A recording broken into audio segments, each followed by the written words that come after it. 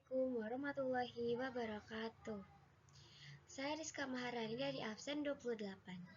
Pada kesempatan kali ini saya akan mempresentasikan pelajaran informatika dari bab 3 dengan materi teknologi informasi dan komunikasi.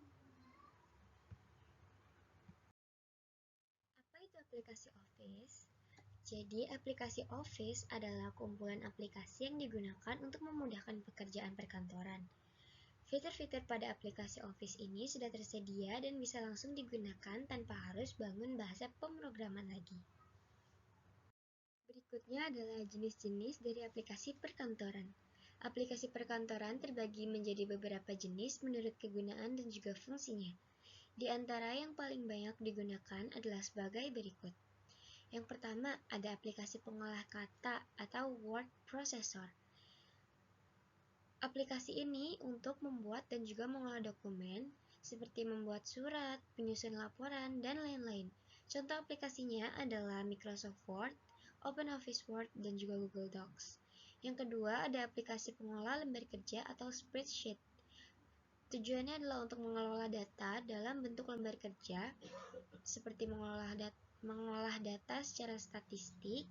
Contoh aplikasinya adalah Microsoft Excel, OpenOffice Spreadsheet, dan juga Google Sheet.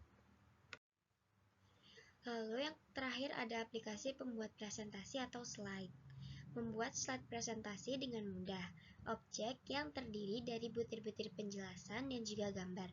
Contoh aplikasinya adalah Microsoft PowerPoint, OpenOffice Present, dan Google Slide. Lalu yang selanjutnya adalah integrasi konten aplikasi perkantoran, yaitu mengintegrasi, menyatukan beberapa objek, data, atau komponen untuk membentuk suatu yang utuh dan bermakna. Walau komponennya terpisah, saat mengerjakan laporan, agar tidak mengetik ulang, perlu membawa potongan hasil dari MS Excel dan MS PowerPoint ke MS Word karena laporan akhir dibuat dengan MS Word. Contohnya adalah seperti integrasi dari Word ke Excel, integrasi dari PowerPoint ke Excel, membuat diagram pada PowerPoint dari Excel, objek linking dan embedding pada Excel dan Word, dan yang terakhir adalah objek linking dan embedding pada Excel dan juga PowerPoint. Integrasi aplikasi perkantoran. Jadi setiap jenis aplikasi punya fungsi masing-masing. Ada kalanya memerlukan lebih dari satu aplikasi untuk keperluan. Contoh, saat membuat laporan diagram, selain perlu aplikasi pengolah kata, perlu juga aplikasi pengolah lembar kerja. Integrasi bisa mengaitkan data atau fitur antara aplikasi hingga data, atau fitur pada satu aplikasi bisa digunakan di aplikasi lain. Integrasi konten aplikasi perkantoran tujuannya adalah untuk menggabungkan konten aplikasi lain dalam satu aplikasi.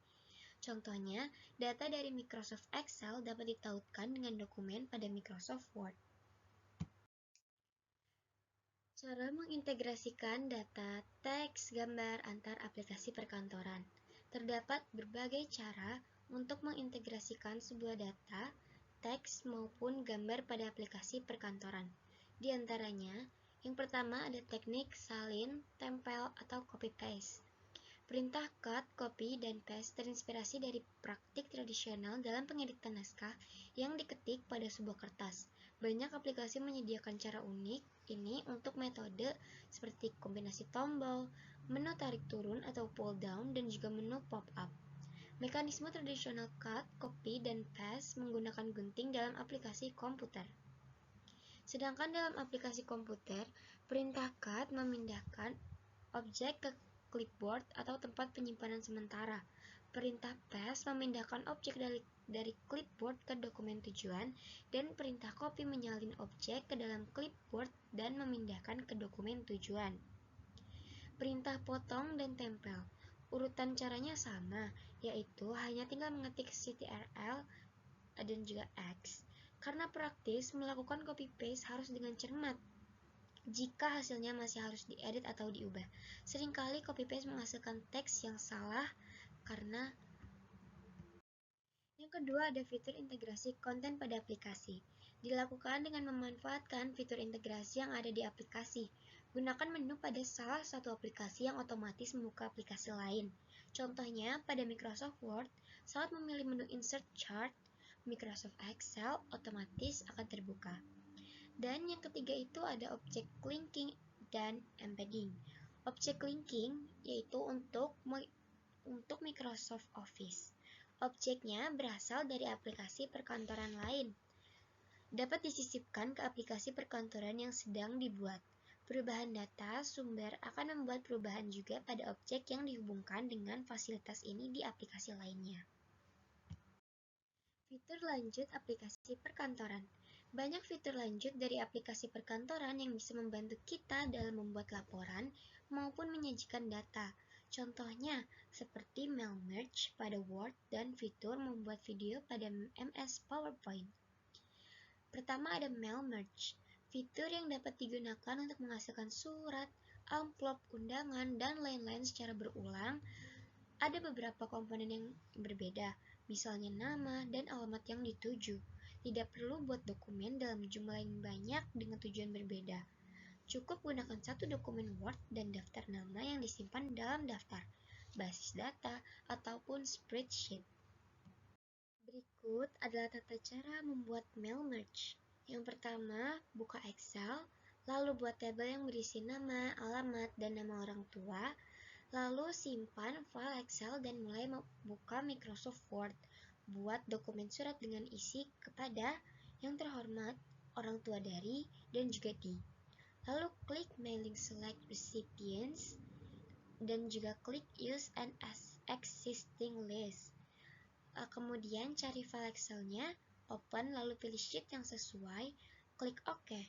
Letakkan kursor di depan kata yang terhormat dan klik insert merge file, lalu klik pilih hubungan.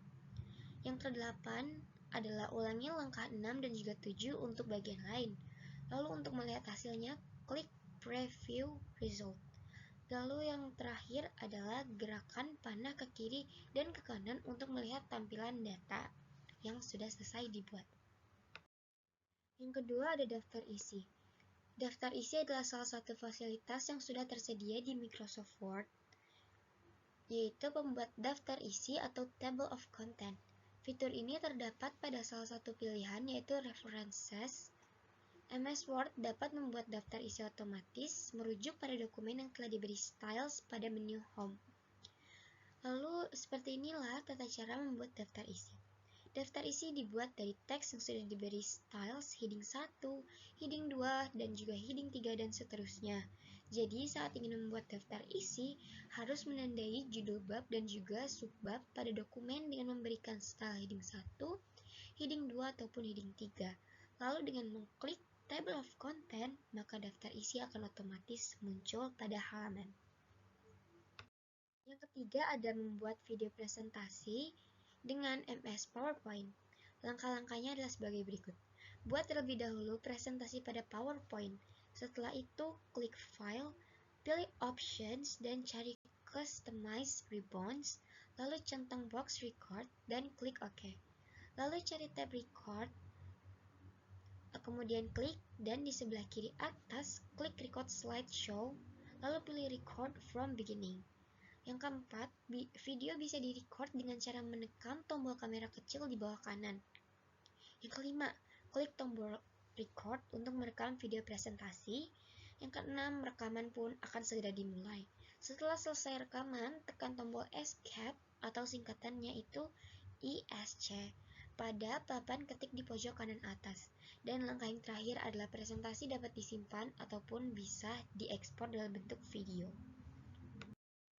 Jadi, sekian presentasi dari saya. Terima kasih atas perhatiannya.